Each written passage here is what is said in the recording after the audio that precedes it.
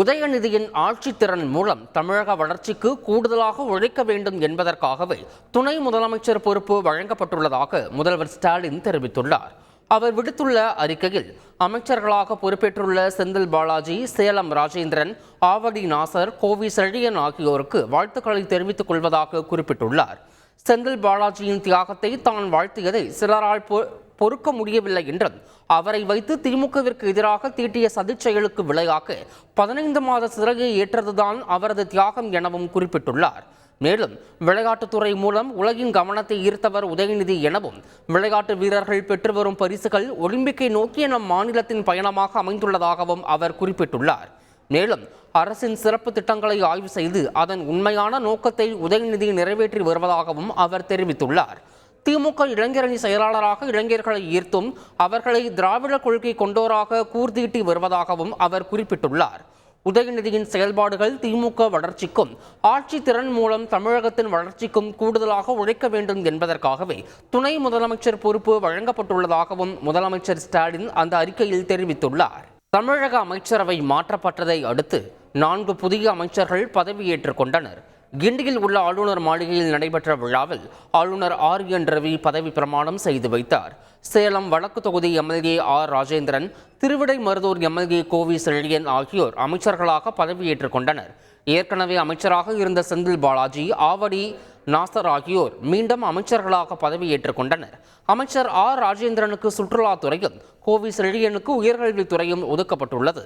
ஆவடி நாசருக்கு சிறுபான்மையினர் நலன், வெளிநாடு வாழ் தமிழர் நலத்துறையும், செந்தில் பாலாஜிக்கு மின்சாரம், மதுவிலக்கு ஆயத்தீர்வை துறையும் ஒதுக்கீடு செய்யப்பட்டுள்ளது. ராஜேந்திரன் என்னும் நான் சட்டப்படி அமைக்கப்பெற்ற இந்திய அரசியலமைப்பின்பால் உண்மையான நம்பிக்கையும் மாறா பற்றும் கொண்டிருப்பேன் என்றும் உளமாற உறுதி கூறுகிறேன். செந்தில் பாலாஜி என்னும் நான் சட்டப்படி அமைக்கப்பெற்ற இந்திய அரசியலமைப்பின்பால் உண்மையான நம்பிக்கையும் மாறா பற்றும் கொண்டிருப்பேன் என்றும். கோவி செழியன் என்னும் நான் சட்டப்படி அமைக்கப்பெற்ற இந்திய அரசியலமைப்பின்பால் உண்மையான நம்பிக்கையும் மாறா பற்றும் கொண்டிருப்பேன் என்றும். சாமு நாசர் என்னும் நான் சட்டப்படி அமைக்கப்பெற்ற இந்திய அரசமைப்பின்பால் உண்மையான நம்பிக்கையும் மாறாப்பற்றும் கொண்டிருப்பேன் என்றும் உறுதியளிக்கின்றேன்.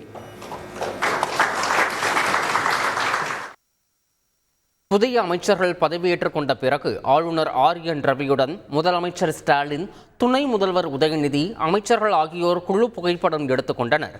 தமிழக அமைச்சரவை மாற்றம் செய்யப்பட்டதை அடுத்து புதிதாக 4 அமைச்சர்களுக்கு ஆளுநர் RN ரவி பதவி பிரமாணம் செய்து வைத்தார். பதவியேற்பு நிகழ்விற்கு பிறகு ஆளுநருடன் முதல்வர் ஸ்டாலின் மற்றும் அமைச்சர்கள் குழு புகைப்படம் எடுத்துக்கொண்டனர். எதிர்க்கட்சித் தலைவர் உட்பட எதிர்க்கட்சியினர் யாரும் விழாவில் பங்கேற்கவில்லை.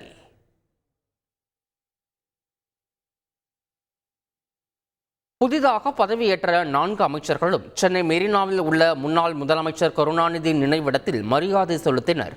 செந்தில் பாலாஜி, கோவி செழியன், நாசர், ராஜேந்திரன் ஆகியோர் அமைச்சர்களாக பதவியேற்ற பின் ஆளுநர் மாளிகையில் இருந்து மெரினா கடற்கரை சென்று அங்குள்ள நினைவிடத்தில் மரியாதை செலுத்தினர். சென்னை தலைமைச் செயலகத்திற்கு வந்த அமைச்சர் செந்தில் பாலாஜி கோப்புகளில் கையெழுத்திட்டு பொறுப்பேற்றுக் கொண்டார். கிண்டி ஆளுநர் மாளிகையில் நடைபெற்ற நிகழ்ச்சியில் அமைச்சர்களாக செந்தில் பாலாஜி, சேலம் ராஜேந்திரன், ஆவடி நாசர், கோவி செழியன் ஆகியோர் பொறுப்பேற்றுக் கொண்டனர். செந்தில் பாலாஜிக்கு மின்சாரத்துறை, மதுவிலக்கு ஆயத்தீர்வை துறை ஒதுக்கீடு செய்யப்பட்டது. பதவியேற்பு விழாவிற்கு பின் தலைமை செயலகம் வந்த செந்தில் பாலாஜி கோப்புகளில் கையெழுத்திட்டு அமைச்சராக பொறுப்பேற்றுக் கொண்டார். அப்போது மின்வாரிய நிர்வாக இயக்குநர் ராஜேஷ் லக்கானி, பீலா வெங்கடேஷ் உள்ளிட்டோர் உடன் இருந்தனர்.